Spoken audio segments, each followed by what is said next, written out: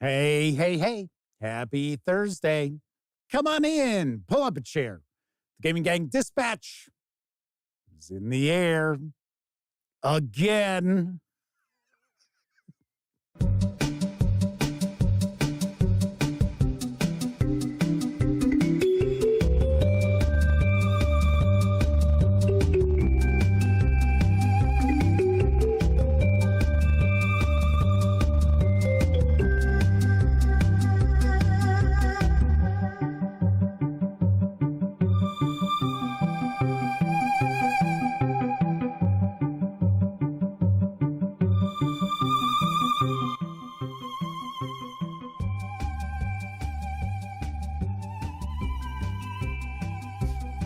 Howdy, gang, and welcome once again, to the Duct Tape Studios. I'm Jeff McAleer, your host, here at the Gaming Gang Dispatch. Knock on wood, we keep this stream going this time along. Welcome aboard, everybody. Tonight is Thursday, July 11th, 2024. This is live show number 1078. This week, the Dispatch is sponsored by Dark Star Adventures and their Cult of the Cave Crickets Kickstarter. In the hollow depths beneath the earth, where light is forgotten and sanity wavers, lies a terror beyond mortal comprehension.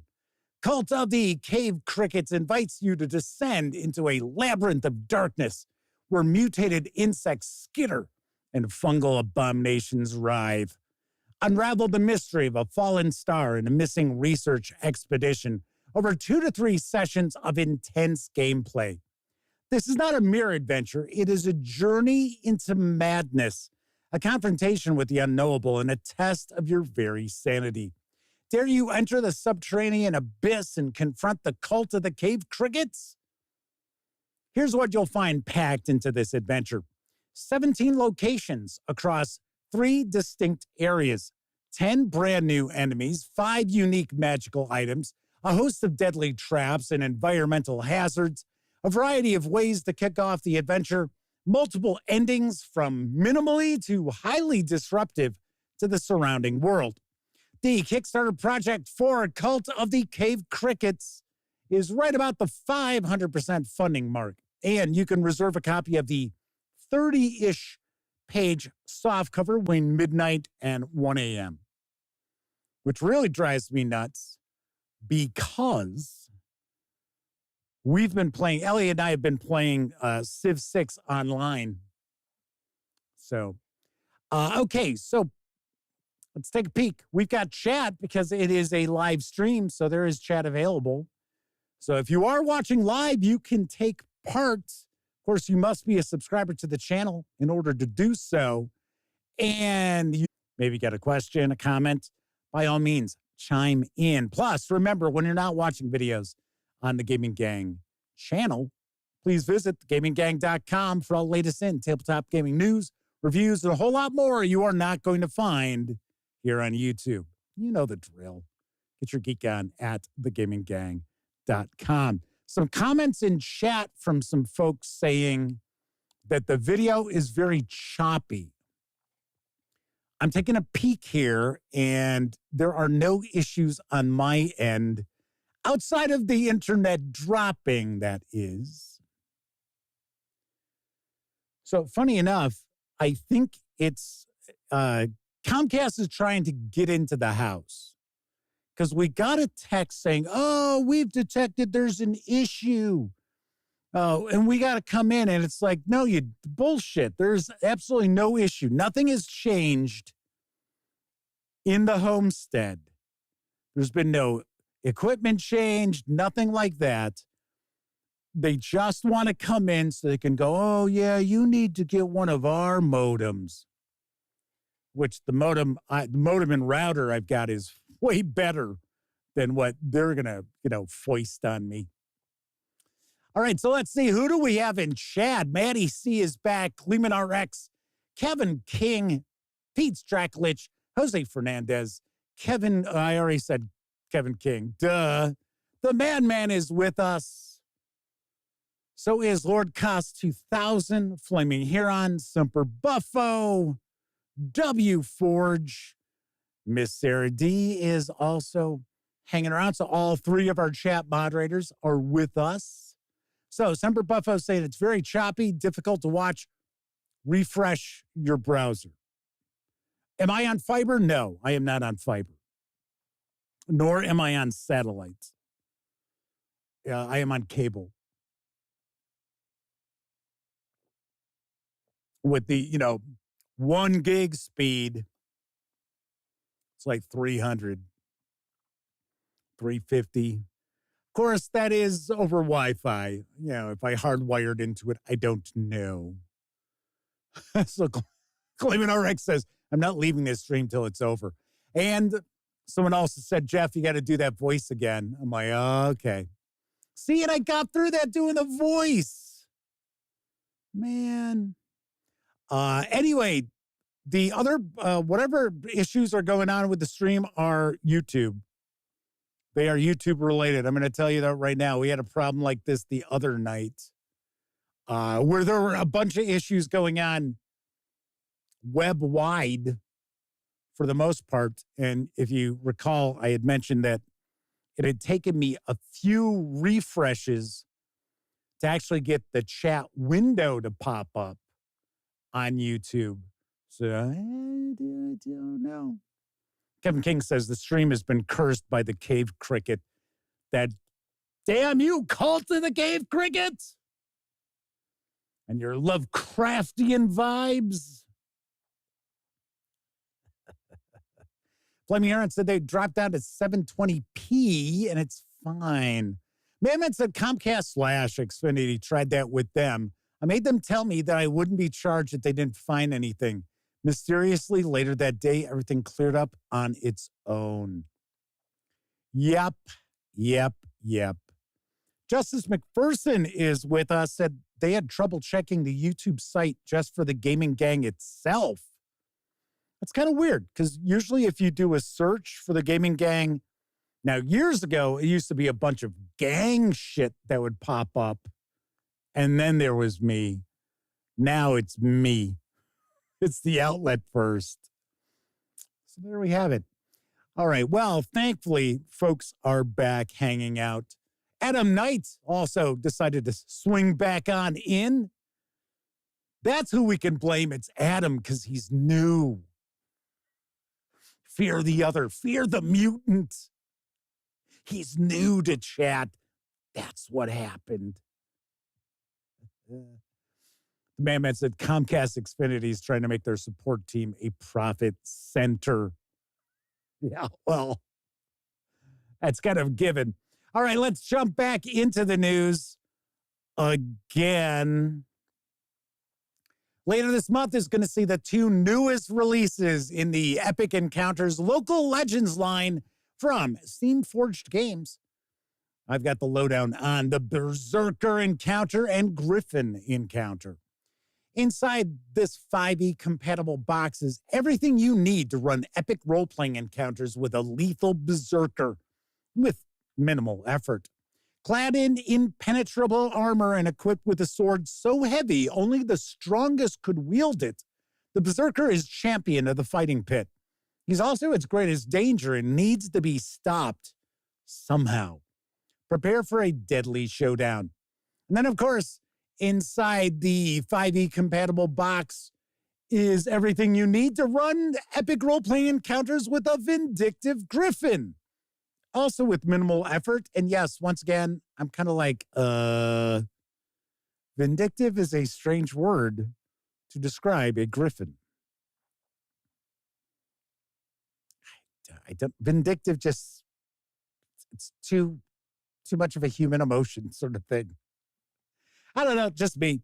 Soaring above on feathered wings, the griffin spells doom for any messenger carrier it sees. Horses are savaged, messengers ripped from the saddle, and bags clawed to pieces. Oh, the humanity! Will someone step in to drive the griffin off and help the messages get across? These are perfect to drop into any role-playing game, And these sets give you the recipe and ingredients to create thrilling role-playing encounters for your players. Each of these local legends is going to land in stores later on this month, and each will carry an MSRP of $24.99. Really like the sculpts. Interestingly enough, the Griffin figure also comes with a dead horse. It's kind of like, okay. See, there it is. There's that dead horse. I don't know how much use you're going to get painting up a dead horse, but there you have it. There is the victim of the vindictive Griffin. Dun, dun, dun. Should point out, next week, it is going to be Steamforged Games week because I am going to share first looks at 4 releases from Steamforged Games. And as I had mentioned before the internet dropped on our first attempt at doing the stream tonight, I am going to be meeting with Steamforged Games at Gen Con as well. I have an invite to a Gen Con event that I will mention after the news that you are probably going to get a laugh out of. Adam Knight says, Griffin comes with a dead horse. You can't beat that. Nice one. I like that. I like that. Pete Straklich says that I am the highlight of their day. And the whole gang, too. Well, thank you very much. I must admit, I always enjoy doing the stream normally. When we have internet drops, things like that, it raises my stress level. Pete Straklich also points out, Steamforged is awesome. They lack the bookshelf space for their boxes. You're telling me, brother. But they are absolutely awesome. The epic encounters rule. I will say the sculpts are excellent. And you are going to see plenty of miniatures with most of the videos I'll be sharing next week. Moving right along, entering its final week on Kickstarter is the Manifest Kith and Kin rules-agnostic role-playing game supplement. Here's the skinny, and by popular demand, I am going to try to do that voice once again. Welcome, partner. This here is Manifest, a mythic setting based on the tall tales of North America. Just as most modern fantasy draws from European cryptids and genres, Manifest pulls from old and new North American cryptids and the Western genre to build its world and stories. Rather than return to the old fantasy well of humans, elves, and dwarves, tried and true though they might be, Manifest forges a new path in fantasy storytelling by creating 6 new kinships, races, based on the myths whispered around campfires since the New World was young.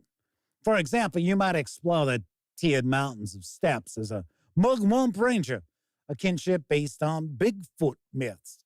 Or maybe you'll ride a hoodog through your lakeshide town as a Wundragal missionary whose kinship was based on small folk legends, such as Pukwudgies and Nimrigal. By stepping out on the narrow constraints of old fantasy, you can discover a vast frontier of new story possibilities. But Manifest is more than just a different fantasy realm. Here we've learned to build stories as tall as the western sky. The Western genre is criminally underused in today's media, but not for lack of trying. For many people, a Western can be any story that's been dressed in a cowboy hat and given a revolver. But that's never been the heart of a Western. Not really.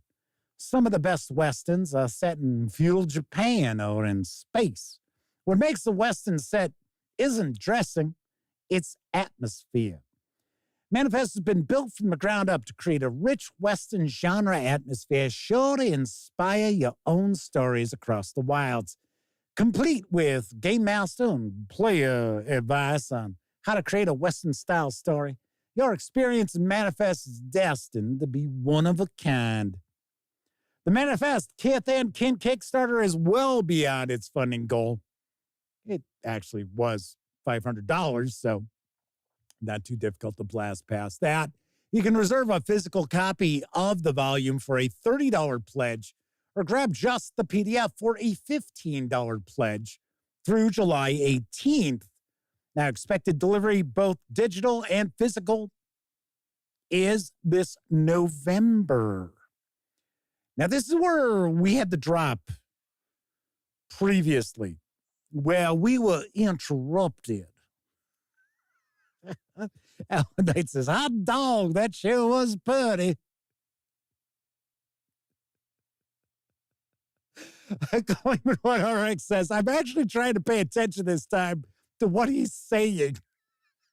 Yeah, well.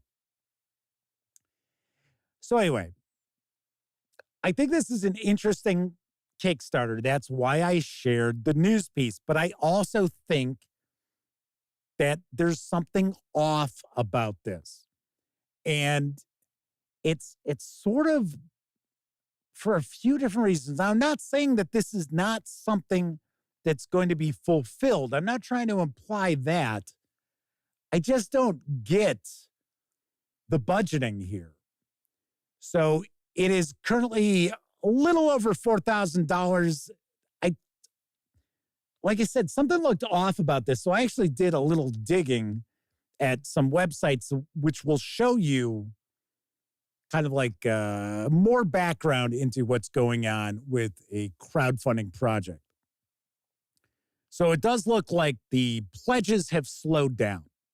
So I'm thinking this is probably going to finish up around $5,000. And I'm wondering, it's like, okay, so you're going to publish books. They're $30. And there's also, it's not mentioned in what I shared with you, but there's also a booklet, which is going to include 5e and Pathfinder, I think it's first and second edition, conversion rules. So there is that. Now, WForge says their website looks well done. I disagree. If you take a look, there's really very little information. There are some images, the same images that are used on the Kickstarter too. So that's what throws me off. You're going to pay for artwork. There's also discussion on the Kickstarter talking about, there's going to be a novel, a video game. And this is just a race book. This is a species book. This isn't a setting book. I understand that there's some information about a town in this book, but for the most part, this book is for, kith and kin. I don't know, kind of weird. Like I said, kind of odd. There's something odd about this. Like I said, I'm not trying to say, watch out, this is not going to fulfill. I don't mean that at all. It's just, are the artists donating the artwork or something? I don't know. I don't know. Anyway, Peace Tracker asks, are they hustling us, Jeff? No, I think what I'm looking at, because if you look at the Kickstarter page, there's like, okay, this is our game plan for this, which the reality is I would have thought if you were looking to create this setting with multiple volumes, you would maybe go with the actual setting book first. I don't know. I don't know. But I don't, like I said, I don't think it's a scam, but I kind of get the feeling that this is a Kickstarter that's overpromising what's going to eventually happen.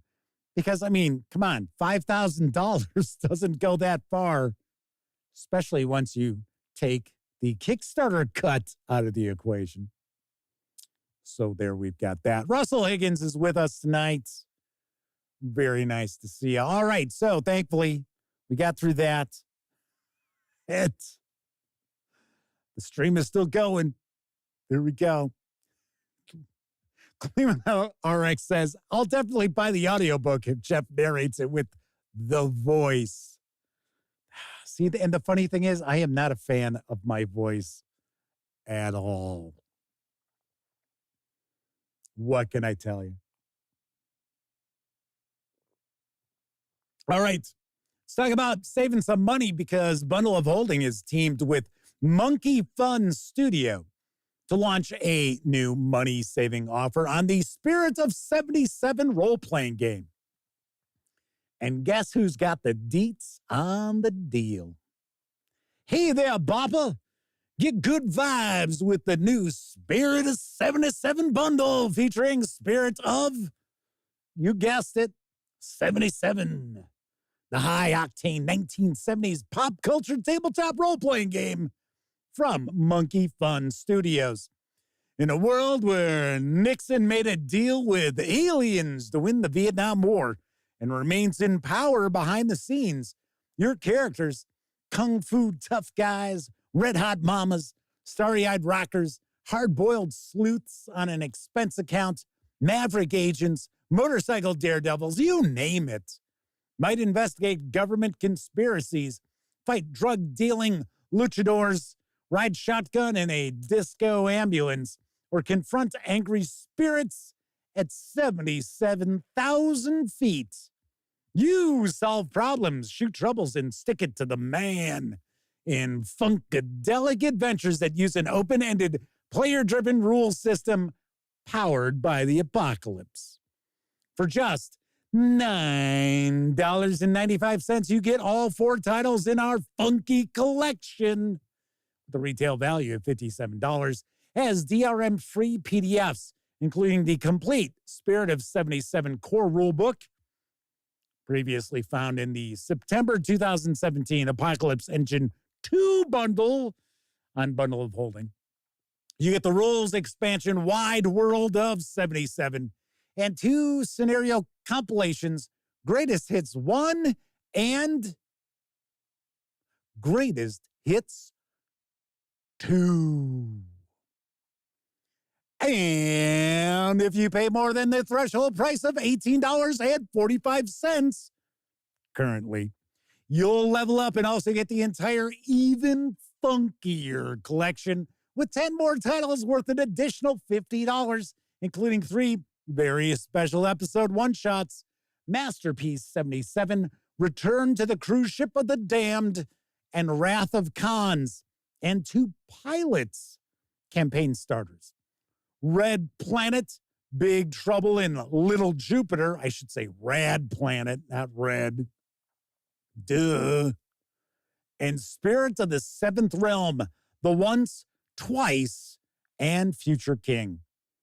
These savings run through July 29th, and 10% of your payment after gateway fees will be donated to the Diana Jones Award Emerging Designer Program. Manman says they'd be really concerned about fulfillment of Manifest. Just checked out the Kickstarter. They've got a little over $4,200 pledged of 500. 500? Nope. Something else threw me out. Well, you know what? We'll get through the news and then I'll mention it. The average pledge doesn't make sense. We'll talk about that. Like I said, I found the Kickstarter interesting, but there's, like I said, it just seems odd. But let's talk about this bundle, because who just said I lived through the 70s? I don't want to role play in it. Kevin King said, yeah, I lived through that era. No desire to go back, even in a role-playing game. Well, no one's making you listen to the AM radio stations. Ladies and gentlemen, once again, Muskrat Love for the 4th time in 2 hours. Enjoy. Oh, God. There was some cool 70s rock. I'm not a big 1970s rock fan, but some of that pop music on AM radio, oh, sweet Jesus. Oh, bad. And, was not a disco fan. I don't hate disco, I did not go to Disco Demolition because I think I would have been 11. Yeah, I would have been 11. I was 11 years old when Disco Demolition took place. But music, I don't think, in my opinion, music didn't start getting good again because I like the 60s stuff until the 1980s. But I will point out, I reviewed the core book for Spirit of 77 back in, wait for it, 2016. So there is a review of the core rulebook on thegaminggang.com, and I liked it a lot. I did, because it's a mashup of all these tropes, and it doesn't take itself all that seriously. It's pretty wild. It's pretty wild. It's kind of inspired by things like exploitation movies, The $6 Million Man, The Rockford Files. There's a lot of stuff cooking.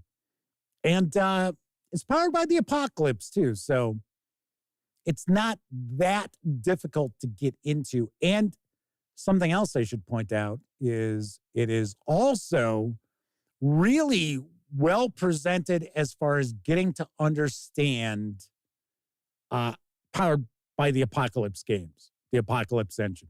So Adam Knight asks if they have a Boogie Nights expansion. There are a lot of adventures for this.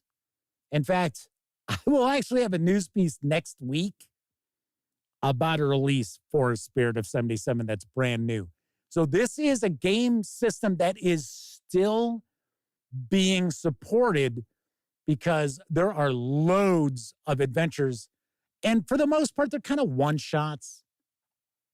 The Spirit of 77 core book itself has a setting you can use, but a lot of these adventures are, at least to my understanding, just kind of one-shots.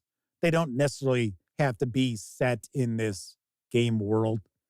So I know, Kevin King, I grew up in the 70s as well. I don't know if I necessarily want to go back to them, especially the smell of leaded gas. Ugh. Like a rotten tomato. But you might want to check this role-playing game out because it is pretty good. Madman says, oh my God, no, now I have Muskrat Love in my head. Wasn't that Captain and Tennille? I think it was. Madman says, can we burn the disco records at the ballpark? Yes, they blew them up, and then everybody rioted. And it was in the middle of a doubleheader, Chicago White Sox, and if memory serves, the Detroit Tigers. And this was back when Bill Veeck owned the White Sox. See, now we're coming back. We're going full circle with the peg leg here. And the fans stormed the field, and there were fires burning on the infield and the outfield. And yeah, they ended up having to call the game. A lot of people got arrested. It's pretty crazy. Pretty crazy. And the funny thing is, I listened to Steve Dahl and Gary Meyer when I was growing up. And so at that time, I knew about Disco Demolition, even as an 11-year-old. I had a brother 2.5 years older. Well, I still have a brother 2.5 years older. So I was listening to The Loop, which was the rock station, one of the rock stations in the Chicago area, and they were the morning zoo kind of guys. So yes, very nice. Very nice. Let's move on to the next news piece, because now arriving in stores is the Cowboy Bebop role-playing game, and I've got the lowdown from Mana Project Studio. Discover the captivating world of Cowboy Bebop, a critically acclaimed Japanese animated television series crafted by the visionary Shinichiro Watanabe. I know I butchered that. Set in the year 2071, this enthralling narrative orbits around a gang of bounty hunters in space, delving deep into unresolved issues from the past and exploring concepts such as existentialism, boredom, and loneliness. Embark on an extraordinary journey into the Cowboy Bebop universe where unforgettable characters and enthralling narratives await your discovery. The Cowboy Bebop role-playing game core book provides an expansive toolkit to fully immerse yourself in this iconic world, forging your own path in the solar system. The 272-page hardcover is now making its way into stores. It carries an MSRP of $54.90, but you can grab the PDF over at Drive-Thru RPG right now for $24.99. Kevin King says, now Cowboy Bebop, I could go for. W4 asks, where was Jeff during the Chicago balloon disaster? Well, isn't that the 1920s, W. Forge? I would not have been around. Smart ass. It's either the 20s or the 30s. Pretty crazy, though. Pretty crazy. Lord Cost 2000 said, everyone will have an afternoon delight. Sky rockets in flight. Woo! Funny enough, I don't know if anybody out there remembers this, and maybe this is just a Mandela effect thing, but that afternoon delight, I swear I remember there was a version that was far less stupid. Afternoon delight. It's like I seem to recall there was a different version. I think that was the first one that came out. And then the song got popular and they kind of did a remix. And it was like really schmaltzy. I don't know. Maybe somebody will wiki that and let me know. I haven't thought about that since the 70s. Anywho, I am a huge fan of Cowboy Bebop. It is one of my absolute favorite animes I have ever watched. I will say, I think one of the huge selling points is the Yoko Kanno, or is it Kano? I think it's Kano. Music. Just amazing, because it's kind of got a jazz sort of. Check out the opening scene with I want to say the song is called Stomp. And if you think that's kind of cool, you'll definitely enjoy the music to Cowboy Bebop. Should also mention that it looks like I'll be talking to the folks over at Mana Project Studio as well. For some strange reason, I don't know why the web address is not centered. Womp, womp, womp. Question from Gleeman RX about a Kickstarter. You know what? We'll wrap up the news. I will answer that. So we got three things after the news that I'm going to talk about. I'm probably not going to share a lot of Gen Con memories tonight because of the mishap earlier. I will talk a bit about Gen Con, but I'm not going to do like 45 minutes or something like I normally do on the topics I pontificate about. All right, final news piece. The Terminator role-playing game T2 Judgment Day source book is landing in print in August. I've got the latest from Nightfall Games. The T2 Judgment Day source book gives you what you did and didn't know you needed for your Terminator campaign. Expansive time travel rules, a Cold War from the future to the past and back again, and everything there is to know about humankind's final decade of decadence, the 1990s. It is the official role-playing game source book for the Terminator role-playing game and is based on the Terminator 2 Judgment Day movie. This source book expands upon the comic and cinematic universe from hardcore existing canon to create a living and breathing world with a multitude of possible and probable timelines. The Terminator T2 sourcebook covers all the action from the Terminator 2 movie and a wealth of material besides. Covering the Resistance and its time travelers, it upgrades the Terminator game to include Terminator player characters and provides a wealth of information on the war against the machines. But they don't go unchallenged.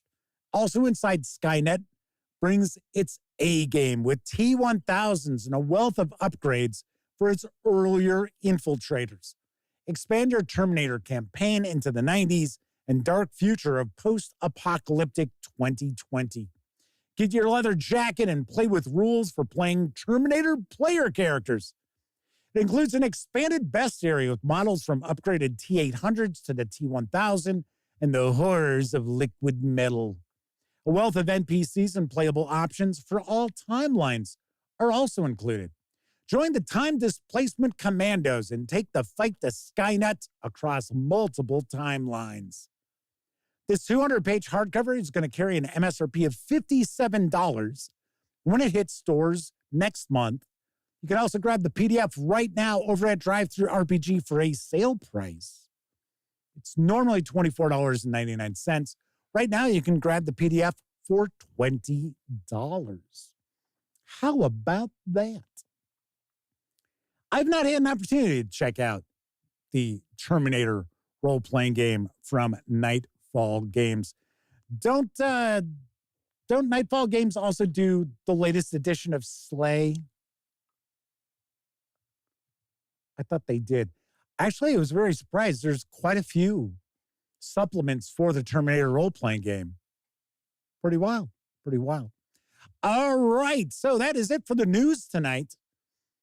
Of course, I mentioned DriveThruRPG a couple of times. Don't forget, the Gaming Gang, thus the Dispatch, is affiliated with the One Bookshelf site. So if you are going to visit, say, DriveThruRPG, Dungeon Masters Guild, Storyteller's Vault, Board Game Vault, what have you, any of the One Bookshelf sites, please stop by thegaminggang.com first.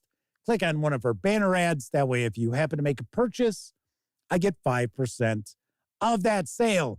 And those commissions go a long, long, long way to keeping the gaminggang.com around. Also, if you like this video, if you like the video, if you dig the channel, if you find thegaminggang.com to be a valuable resource, hell, if you just like what we do, you can always stop on by paypal.me/thegaminggang to make a small donation. Hell, you can buy me a 2-liter bottle of soda.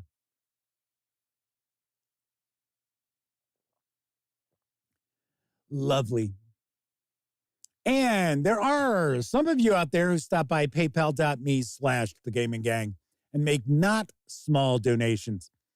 Very recently, we had the Madman and Joshua Edwards do so. So thank you both very, very much. And of course, a thank you to all of you out there who use the banner ads for the drive-through websites, the One Bookshelf sites, and or stop by paypal.me/thegaminggang. Okay, so let's answer the Dungeon Crawl Classics question that popped up about the Caverns of Thracia Kickstarter. Do you go 5e or do you go Dungeon Crawl Classics? My easy answer to that would be if you currently run Dungeon Crawl Classics, or if you have an interest in running Dungeon Crawl Classics, I would go Dungeon Crawl Classics. Simply because Caverns of Thracia originally was for Advanced Dungeons and Dragons. So I would think it's going to port over far, far easier to DCC than to 5e. It's just my thoughts. Now, if all you run or all you're familiar with is 5e, then by all means, go 5e. Don't miss out. I think today's the last day for that Kickstarter, if I remember correctly. Coco B is mentioning you don't really need the Zaki dice, but the dice chain does make sense. You can also find them cheap on that massive internet shopping site named after a jungle, right? I think you can get Zaki dice for about $15. Because funny enough, Elliot just bought a set for me running Dungeon Crawl Classics. So I told him he really didn't need to. There's an app and there's ways to get around it. But he's like, no, man, I'll get him. I'll get a set of Zaki dice. And he actually got a D100 too, which, to be honest, I would never consider buying a D100. I'll just roll percentile dice. Thank you very much. Thank you very much. All right, so that was the first thing. Second thing, Madman had mentioned about that Kickstarter for Manifest Kith and Kin. So when I was taking a peek, because like I said, something just seems off. And, I've seen Kickstarters from small publishers where they're looking $500 is the goal, $1,000 is the goal. That is not unusual. So that's not really a red flag. What is odd, once again, I'm not trying to say it's a red flag. To me, what is odd is that all these things are being promised and the goal is only $500. So it's like, weird. And then the other thing that I thought was kind of strange was I don't recall exactly which of the crowdfunding monitoring sites it was, but it said that the average pledge was $41. And I saw there's like a little over 100 pledges. 50 of them are for $15. 30 of them are for $30. So we got 50 for the PDF, 30 for the physical book. There were 8 at a $50 pledge level, and there were 2 at an $80 pledge level. And then I guess the rest must be like, here's $1 kind of thing. I don't know. So what threw me off is that doesn't add up to an average. That wouldn't make an average pledge $41. Kind of weird. Kind of strange. Now, I don't know if that's just a screw up with this monitoring site or what. But you figure if 90% of your pledges is $30 or less, what's in that other 10% that's boosting it? Because the other 2 pledge levels is $50 and $80. I don't know. Pretty weird. Pretty weird. All right. Third thing before we jump on into, what we do at the midpoint of the show. So I got this invite for an event taking place at Gen Con. Strangely enough, the afternoon before Gen Con, I have been invited to a Dungeons and Dragons 50th anniversary event by Wizards of the Coast.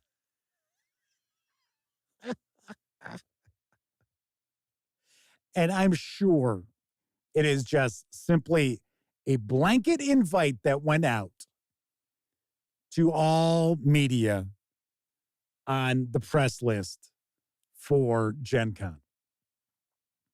But I RSVP'd. I did. I RSVP'd because I want to see what they're doing. So weirdly enough, it is Wednesday the 31st, which is fine because I go on Wednesday to Gen Con. I always go Wednesday because I do the auction. I drop auction stuff off. And I just like to get there and just kind of bum around and run into people I know and, shoot the shit and stuff like that. But I don't get my pass until 4 o'clock. That's normally how it works. That you don't get your pass until the press, right? We can't pick up our press passes until 4 o'clock on Wednesday. Now, they used to have it where you could pick it up when they were in the midst of their kind of like retailers day that they do. Trade day, I think they call it. So you could pick it up at any time. And then I can't drop stuff off at the auction without a pass. So oddly, the event goes from 1 to 5. Now, I don't know if it's a 4-hour event, because that's how Wizards of the Coast used to do these things. And it's at the same place that they used to hold events, which is this, they call it a rooftop theater, but it's really not on a rooftop. It's, a few floors up in this one building that's over near the convention center. So it's kind of a kind of an odd sort of setup. So Steam Firm Roll for Combat says, give me the invite if you don't want to use it or bring me as a guest. I'll tell you what, Steven, shoot me an email. I'm going to use it. I'm going to go. I RSVP'd. So because I will, normally I try to arrange it because I drive in. I don't fly or anything to Indianapolis. I will usually make sure that I leave in order to get into Indy around 1, 2 o'clock. I'll just leave earlier. So the man says it's on the roof of the floor below. Well, yeah, that would do. That would do. Anyway, Stephen, I'll see if I can RSVP +1. I'll just say that you're the cameraman. Stephen, don't you have a press pass? Or are you considered an exhibitor? Because I know you're not going to have a booth or anything. I don't know. I just think it's funny. Steven's like, give me the invite if you don't want to use it. I'm not giving the invite away. See, because I would have Elliot go, but Elliot's not going to be there on Wednesday. He's going to get there Wednesday night. And then he's going to have to work, because he works remotely anyway. He's going to have to work most of Thursday at the hotel. So Steven says they've got a press pass, but they didn't get an invite. That's kind of weird. So, of course, I was joking with Elliot that it's just a setup to have me killed. Right? It's like, oh, what the hell? Yeah, it was having the 31st of July is the 50th anniversary celebration for D&D. Gen Con hasn't started yet. So, I don't know. We'll see. We'll see what happens. But yes, because remember, I've pointed this out before. I do not hate Wizards of the Coast. But I may not agree with a lot of stuff they do. I don't hate anything. I don't hate anyone. There are a few public figures that I'm close to hating, but I still don't even hate them. But I am kind of curious because supposedly they're going to give us a look at, stuff that's on the horizon and stuff like that. So, well, we'll find out. But as I said before, if Wizards of the Coast changed their tune as far as what they were doing with me and review copies, I would still end up reviewing their stuff. I would give you honest reviews. You already know that. But Cracks the Bold is with us in chat, says, it would seem the Gaming Gang Press Pass should work for a gang, right? Like get a dozen people just pile in. I would think they might do a +1. So, yeah, Stephen, touch base. Shoot me an email, because what I can do is I can email the contact back and say, hey, so-and-so, I'd like to add as a +1. They've also got a press pass. but for whatever reason didn't receive an invite. And if they say, oh, no, you can't bring him because we're going to murder you, I mean nothing. Well, no, something's up. There you go. W. Forge says it's a trap for D&D critics. That's a trap. They gather you all together in one place and then zap. Yep. It does become a rooftop because the roof collapses on top of us. And there you go. Don't drink the pill. Don't drink the drink with the Cosby pill. Yeah, I got you. All right. So I'm going to talk a little bit about some Gen Con memories. A little bit, not a ton, because I already did half of a show I had to redo. But first, I think it's time for a brief intermission. We are about to witness the takeoff of the first manned rocket to outer space. We pick up the count. 7, 6, 5, 4, 3, 2, 1, 0.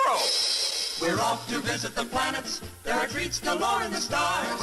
Venus is loaded with candy, and ice cream is found upon Mars. The soda pop's fizzing on Saturn. When you're thirsty, it sure hits the spot. And Jupiter's really jumping. The popcorn is buttered and hot. But the best of them all is the planet, where all of these treats are at hand. And that is the spot we now head for, our theater refreshment stand. Ipana presents Bucky Beaver, Stagecoach Driver.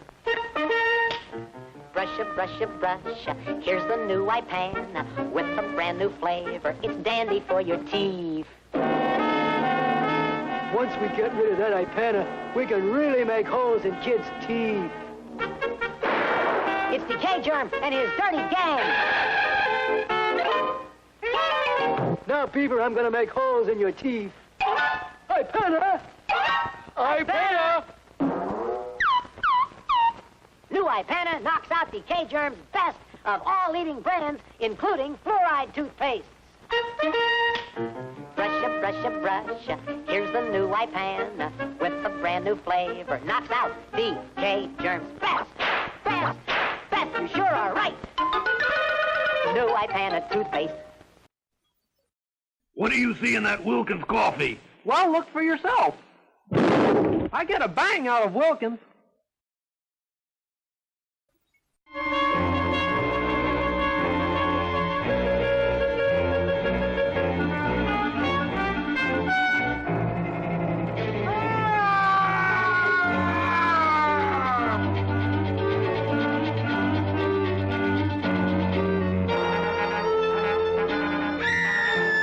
See the creature that undrapes the passions of the living.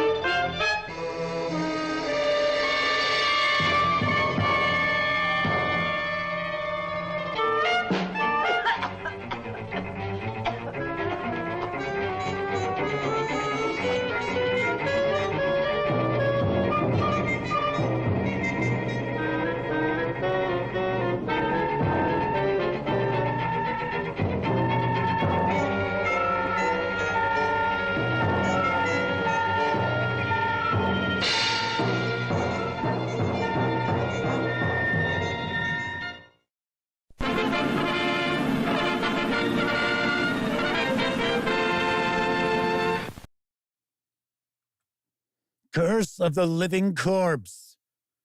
So wouldn't that just make it a person? Or as Flaming Heron points out, zombie? And Stephen from Roll for Combat did catch. It's not the exact commercial, but it is the same toothpaste that they had to increase. Brusha.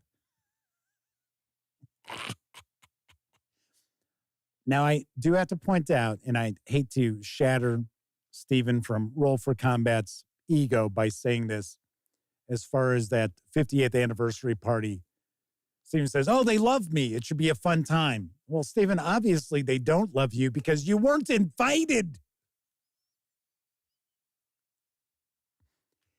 Smoking Pots and Matt Rost are with us tonight. Welcome to you both. All right, so as I had mentioned, what seems like hours ago, actually about an hour, 15 minutes ago, tonight's topic is sharing some Gen Con memories, and I will point out that in my opinion, so Cracks the Bolt said that was cold. Come on, it was obvious. I couldn't let that just, it was such low-hanging fruit. I couldn't just leave it there. Anyway, I always personally think that Gen Con is the best gaming convention. Now, I used to go to Origins. I don't go anymore for a few different reasons. One is there's just behind the scenes stuff with Gamma that I don't like.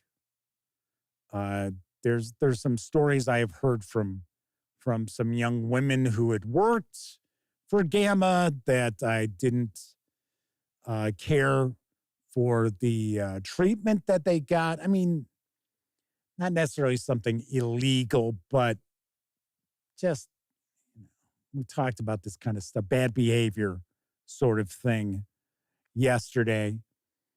Plus, the reality is Origins, Origins used to be the big board game show in the U.S. Obviously, the big one is, in Essen, Germany in October, which one year I would love to go.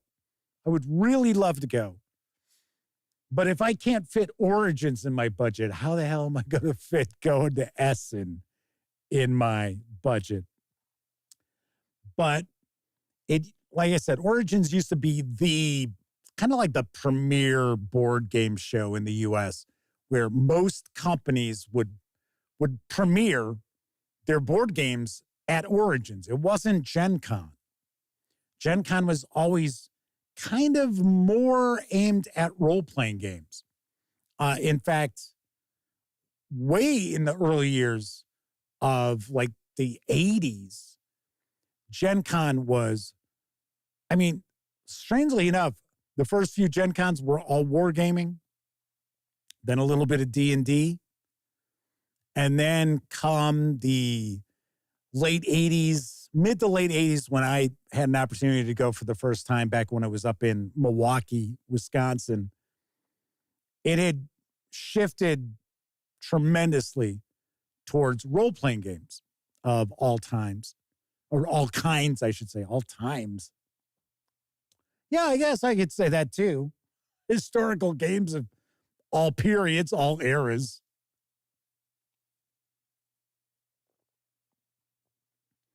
WForge asks, is the Gen short for something? I gotta be honest, I don't know. I do not know. Crash the Bolt says the last Gen Con they went to, Gary Gygax was still in charge. Smoke Bot says the first and only Gen Con they went to was the last one in Milwaukee. What year was that? I think they left in the 90s, if I remember correctly. Peace Draculate says if they saw me at Gen Con, they'd have me autograph their arm and then have it tattooed. Come on. Anyway, but nowadays, Origins, it was kind of funny because the last couple of Origins I went to, and I did one solo. In fact, the last one I went to, I did solo. They were claiming that they had like 19,000 attendees, and it was like, no way. I was like, there's no way there's that many people here. And it's no longer a convention where it's like, wow, all the big new board game releases are hitting Origins. Now, I'm not saying that they don't have any, but now that's a Gen Con thing, because Gen Con is, at least in the convention center, it's skewed more towards board games than anything else, because the role-playing game events, for the most part, take place in the hotels around the convention center. W. Forge asks, how many Gen Cons have I been to, or how many Gen Cons have there been? Because I think now we're at what? Are we the 54th? First 53? Smoking Pot says Gen is short for Geneva. Yeah, Lake Geneva. That's where the first Gen Con was held, at the Botanical Center, if I remember correctly. First Gen Con I went to was, I believe, 1987, because I know we weren't in high school anymore. And I want to say that I wasn't 21 yet, but I always looked old enough where I never got carded. So that didn't cause any issue about having an adult beverage, after the con. Jose Fernandez is rocking out. Good to see you once again. Hopefully we see you again next week. How many have I been to? Let's see. So I have been to... So I've been to every Gen Con, to my knowledge, since 2012, outside of the one that was canceled because of COVID. So that would be 10. And then prior to that, I went to 4. But I will say, maybe more than that. Maybe 5. But I will say one time, I only went up for a day. And I went up there actually to sell, I've told this story before. I went up there to sell my American Civil War 15 millimeter miniatures collection. They were all painted, all based. They were based for a game system called Fire and Fury. And I sold it for like $1,900 or something. But I mean, it was a good size. I had about 4 boxes about yay big.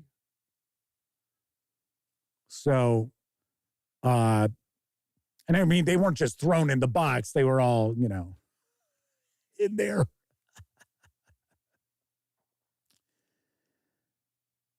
Let's see.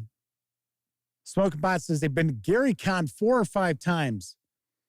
We went to Gary Con, not this past Gary Con, because we went to the Founders and Legends, because we got a couple of passes from Luke Gygax.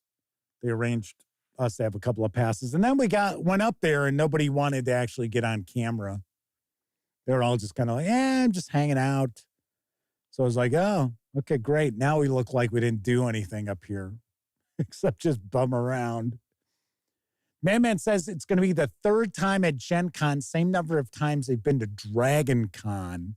Those are the only cons they've ever been to. So as far as Gen Con goes, I have found now, at least in my opinion, people seem to get more rude. They just seem to get, like, it used to be I always hold the door open for somebody. If somebody's walking in behind me, I hold the door open. I mean, I don't stand there like, like I'm the doorman, but I make sure that the door doesn't slam in their face. And I can't say that's the case everywhere I go these days. And I think part of it is rudeness, and I think part of it is just people are so self-absorbed almost all the time. But thankfully, you don't see that at Gen Con. You see most of the time people are very polite. Everybody's having a good time. So that helps. You walk around Gen Con, you see people smiling, laughing. You don't see people like all, what the hell are you doing here? So that is also pretty cool. So I say it all the time. Gen Con's my favorite convention. And part of it is because so many people of so many different stripes can get together and have a good time. I get okay, this is going to sound weird. Sometimes I get a little choked up when I see someone who has obvious physical challenges that they have to deal with, or possibly mental challenges that they have to deal with in life. And they're at Gen Con and they're having just a great time. They're beaming at Gen Con. And I think to myself, man, not like, oh, well, thank goodness that's not me. No, I sit there and I think to myself, how cool is it that this is a place where anybody can come and have a really good time, enjoy themselves, and probably most importantly, feel like they're part of something bigger, which isn't an opportunity a lot of people get in their lives, especially nowadays, where it's sort of a lot of people feel far more alienation, separation, and a lot of it has to do with sticking your face in a phone or tablet all day long. Let's be honest, right? Or sitting in front of the laptop for, 14 hours a day.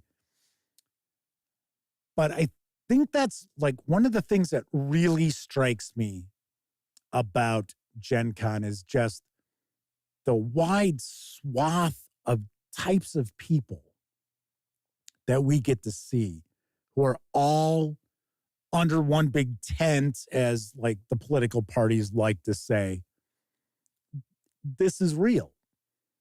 It's a real thing, right? Everyone is welcome. There is no gatekeeping that takes place that I have seen at Gen Con. Everybody is, just part of the family, part of the group. And yes, we know we've got gamers out there. It's like, oh, well, I love this game and fuck you for liking that game. Yeah, of course, right? We know cranks like that exist. We see them all the time. They comment on these videos.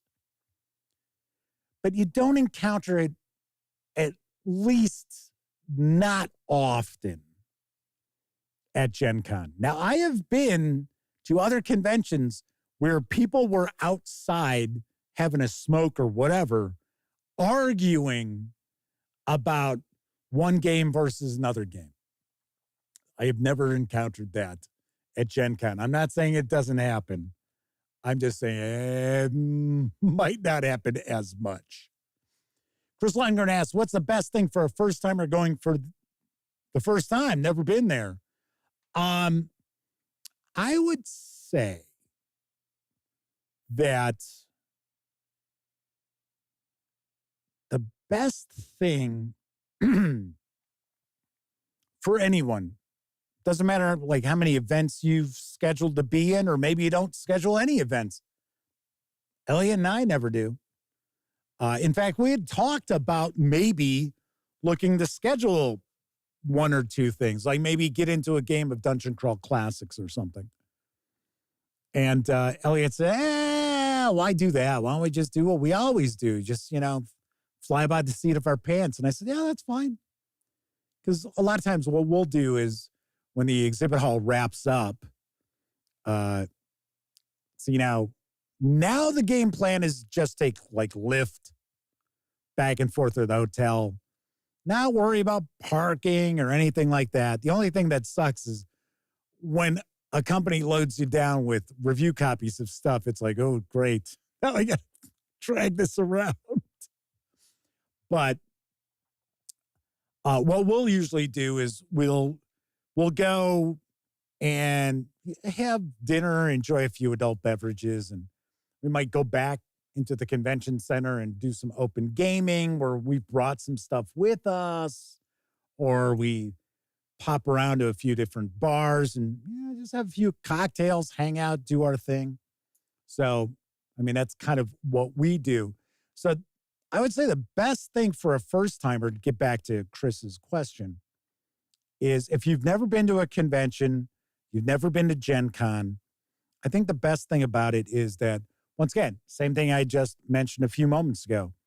You go and you feel that you're part of a bigger thing. That, you know, you have the hobby that you love, that you enjoy so much, but it's not something that you get to share with everybody, right? Because there's still, you know, plenty of people out there who are like, you play board games? What are you, 10 years old? Oh, you play role-playing games? What, like Dungeons and Dragons? What are you, hanging out in the basement playing Dungeons? You know, there's a lot of people still out there like that. And there are still people who are part of our hobby that kind of aren't like forthcoming, like, oh, hey, yeah, we play board games every Thursday night and blah, blah. No, not like that. Nice thing about it, you go there and you know everybody's into this stuff. So you fit right on in. I remember a couple of years, it was 2 or 3 years ago, Elliot and I were heading down to Gen Con, and he had said, you know, I've been thinking, are we starting to get a little too old to go to Gen Con? Now, remember, we have press passes. I do interviews and stuff like that. Elliot stands next to the camera to make sure it doesn't get knocked over. I mean, we're the press. And I said, yeah, you know, I think you're kind of right. I don't know. And then we were there 5 minutes. We saw loads of people who were older than we are. We're like, nah, we're not too old. We're not too old. Smoking Pot says, best advice for a first timer, don't take too many games with you. I would recommend don't bring any. Or if you bring some, bring stuff like tiny epic games that you rock out in like an hour, very small footprint. Throw them in a bag, throw a couple of them in a bag. If you're using a backpack or what have you, maybe you're using a messenger's bag, do that. Because a lot of times you're not going to park close by. You're going to park over in the parking lot for Lucas Oil Stadium, which is a little bit of a walk. It's not terrible, but it's a little bit of a walk. Because the parking garages, like right there by the convention center, fill up pretty quickly. And like on Saturday and Sunday, they're really pricey. I think Saturday they jump up to about $35, $40 for the day. And you can still park for about 15. Now, there are also plenty of places that it's like $10 parking where you're parking on some lawn, someplace. Also a little bit of a walk. So you don't want to be dragging a bunch of games with you. And you don't want to be walking back to your car to get stuff or drop stuff off. So Madman says last time they went to Gen Con, they tried a Magic the Gathering tournament. Their luck or lack of showed its ugly head. Cards they got from the packs were insanely bad. One of my favorite Gen Con stories is the Magic the Gathering tournament that Elliot and I both got into second year after it was out. Maybe this, I'll say the second year after it got big. Maybe I've been to more than the 5 in Milwaukee as I think about it. Well, I will say this. I have been to more than 13 Gen Cons. No doubt about it. But we go, and I think I got shellacked in the first round because I never took Magic the Gathering all that seriously. I enjoyed playing it, but I didn't sit there being like, oh, okay, let me sit and study the synergies of these cards for the next 4 hours. No. Not at all. Plus, I always like doing a green-white deck. It's just me. I'm the guy who plays like paladins in role-playing games. So anyway, Elliot, and some of you out there who watch the show, you know this story. You've heard it before. So Elliot plays this 12-year-old, 11 or 12-year-old kid. And the kid never says boo to him. Sits down at the table. And Elliot, I guess, was like, hi, Kid just looked at him, whatever. And he proceeded to kick the absolute shit out of Elliot. And of course, he, boom, out of the tournament. And I think, if memory serves me correctly, the only thing that the kids ever said to Elliot were two things. One, when it was Elliot's turn, or when he was done with his turn, when the kid was done with their turn, they'd say, you go. And when it was all over, the kid said, good game. And I'll tell you, Elliot was really soured on Magic the Gathering for a while.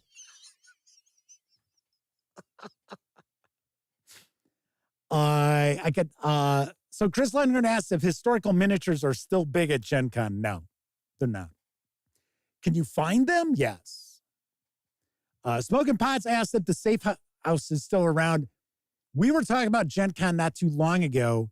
Someone was in chat and said, yes, the safe house is still around. And I remember the password was, because somebody said the password changed all the time. I don't know if it did, but I do remember getting in there with the password Moneypenny. Somebody in chat said something about one time the password was, is this a safe house? Or can I find a safe house? Something like that, I guess. I don't know. Batman says, I screwed up, signed up for a Battle Lords 4-hour session. They missed the fact that it wasn't Savage Battle Lords. They're going to give it a try anyway. Well, hopefully I have an opportunity to have an adult beverage with the madman at Gen Con. Hopefully I get to say hello to him in person. See what goes on there. But as miniatures, there are miniatures games there, but not a lot. I gotta say, the miniatures are usually held in one of the, I don't want to say open gaming rooms. It's like Hall D or something like that. And you'll see a lot of tables. A lot of companies will set up like demo games there. So on the game floor, I shouldn't say game floor. On the exhibit floor, you don't normally see tons of demo games going on unless it's Asmodee. Because Asmodee usually has a big area. Back in the day, Indie Games and Cards and Stronghold Games also would have some demos going on. I mean, you'll see demo tables, don't get me wrong, but I'm saying that the majority of demos take place in one of the halls that's not the exhibit area. And then there are also companies that will have their events in those areas as well. The historical miniatures usually take place in a certain area, and it's not real big. It's not real big. Sometimes you'll see some pretty cool stuff, though. Some pretty nice terrain and painted models and stuff. But yeah, it's certainly not, unless there's somehow other areas that I'm not aware of. Chris Lundgren says that their wife wants to ask a question. Do the game companies have free swag, and is it worthwhile? She wants to see the dealer room. Well, if you're me, yeah. But not the average person. No. They're very, very little swag. You might get stickers. You will usually, like, as an example, if you go over by like Dungeon Crawl Classics, they will usually have the DCC, I should say Goodman Games, not Dungeon Crawl Classics. They will have the Dungeon Crawl Classics Quick Start available. So sometimes you'll see game companies will have their free Quick Starts out there. On occasion, you'll see stuff that was part of Free RPG Day. You might get stickers. A lot of times you'll have some exhibitors trying to finagle people to come over by their booth. They might have, spin the wheel for a prize. But as far as swag, no. Just like San Diego Comic-Con, there's really no, unless they're covering it, there's really no swag. It's like, it's stickers and stuff like that. But there's a lot of cool stuff in the exhibit hall. And it was funny because my brother went a few years back and he wasn't playing any games with us. He went for a day. And even my brother was like, yeah, there's a lot of cool stuff here. So I'm kind of surprised. I thought I'd be like bored out of my mind in the exhibit area. He's like, no, this is kind of cool. So anyway, I'll take one or two questions and then I will wrap up. For some reason, my microphone is like up against the table. So if I bump the table, the mic is kind of like, I know you don't hear it, but I can see it kind of. Eduardo Faria is with us in chat. Welcome aboard. Pete Straklich says, never too old to cultivate imagination. Pete Straklich says, softcover rulebook for $10. Dungeon Crawl Classics Convention Special. Is it really? Is that really a Gen Con special? Because if that's the case, I'll buy one for Elliot. Because, the funny thing, the softcover DCC core book isn't really that expensive. It's like, what, $19.99? It's pretty smoking deal. I mean, that's the MSRP on it. It's not like, oh, hey, it's special discount. Yeah, I might do that. If you're curious, we have not had an opportunity to play any more Dungeon Crawl Classics. My nephew is back to work, and his schedule is, his days off are Monday, Tuesday, Wednesday. So we're going to try to arrange something on Mondays. Chris Lundgren asks, is there a used game market to buy? The auction.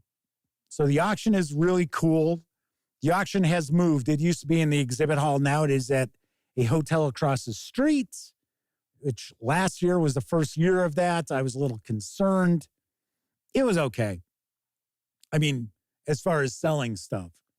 So what happens is the auction will have various times for specific sorts of games. So if you're a war gamer, you show up for the war game portion at whatever time. Role-playing games, so on and so forth. Family games, classic games. There is a charity auction on Saturday night. But the thing is, if something doesn't sell in the auction, it goes into the consignment store. And some items just go right into the store. Some people just drop stuff off. They're like, yeah, just put it in the store. I don't need it to go up on auction, because you actually pay more to auction stuff off. So yes, there are loads of used games. Now, the thing is, if you're looking for something in particular, you're probably not, unless it's something super common, you're not going to find it in the consignment store. You would want to go to the auction. And, you're not paying huge amounts for these auction items either. So usually, like, I'll go and bring stuff, and unless it's something that's out of print, it's usually about half the MSRP, because the stuff I'll put up for auction is all mint. So it's not like stuff that's been played to death and shit beat out of it. So Pete Strakulich says the auction would be awesome to watch. It runs Thursday, Friday, Saturday. And then Sunday is payout day, and you can pick up stuff that hasn't sold.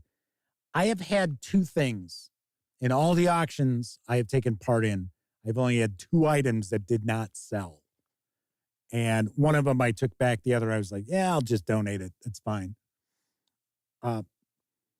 So the cool thing back in the day, back when Gen Con was in Milwaukee, the auction ran 24 hours. So the auction started on Thursday and ran through, I think it was early Sunday morning.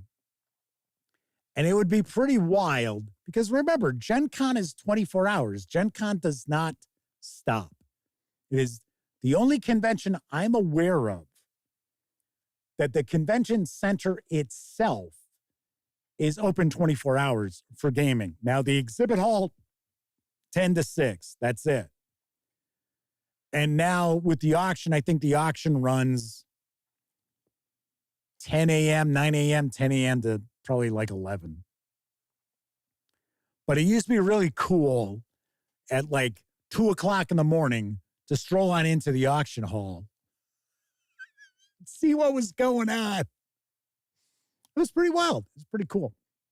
And usually now when the auction was in the exhibit, or I should say in the convention center, it was right across from the exhibit hall. So a lot of times it'd be like, hey, come on, let's take a break. Let's go just grab a seat real quick. We'll see what's cooking with the auction. And Elliot and I will sit there and stuff will come up for auction and be like, oh my God, I remember having that. Or he'll be like, oh man, I had that. Oh, remember playing that? It's really wild. It's pretty wild. Pete Strakulich says they need a Menzo Baranzin. I never pronounced that right. Mint box set.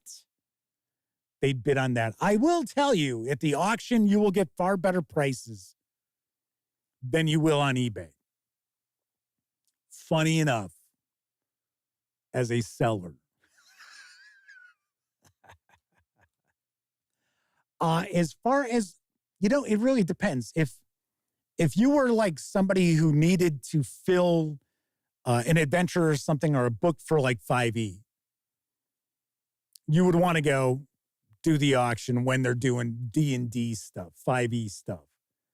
You probably, amazingly enough, because I don't have the Storm Giant adventure for 5e. And then, of course, the last, 2 releases I don't have for 5e because that's when I told Wizards to, take hike. But last year I was like, you know what? I'm going to go get the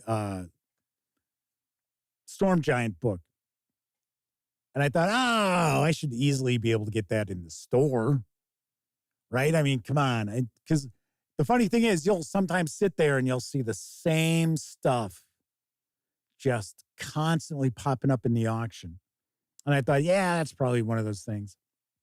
There were hardly any 5e books in the consignment store, and I popped in there twice.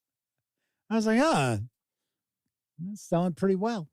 All right, so that is it for this time out. Pretty long show. Including, the half a show. It wasn't half. It was about 20 minutes I did earlier. Anywho, if you're watching live, thank you very much. Always appreciate that. If you watched live and took part in chat, I appreciate that even more because not only are you keeping me company, you're keeping each other company too. But of course, I know a lot of folks, you don't have an opportunity to watch live. Doesn't matter if you're watching live or on Memorex. Really do appreciate each and every one of you who watch any of the nearly 2,000 videos here on the Gaming Gang channel. Yes. If you like this video, by all means, please give it a quick thumbs up. Subscribe to the Gaming Gang channel if you haven't already. And if you do subscribe, don't forget, ring that bell, because it'll not only let you know when the Dispatch streams live Tuesday, Wednesday, and Thursday evenings at 7 p.m. Central, right here on YouTube. I'll also let you know about other videos I happen to share, including this weekend's upcoming reviews of the 2 core books for Tales of the Valiant, including the Monster Vault. Of course, when you're not watching videos on the Gaming Gang channel, be sure to visit thegaminggang.com for all latest in tabletop gaming news, reviews, and a whole lot more you will not find here on YouTube. You know the drill. Get your geek on at thegaminggang.com. Should also point out real quickly, I will probably be rolling out a game sale prior to me going to Gen Con, so keep your eyes peeled. All right, everybody, enjoy the rest of your morning, afternoon, evening, whatever time of day it is in your neck of the woods. Once again, I'm Jeff McAleer, and I certainly hope all of you get to enjoy plenty of great gaming with your gang.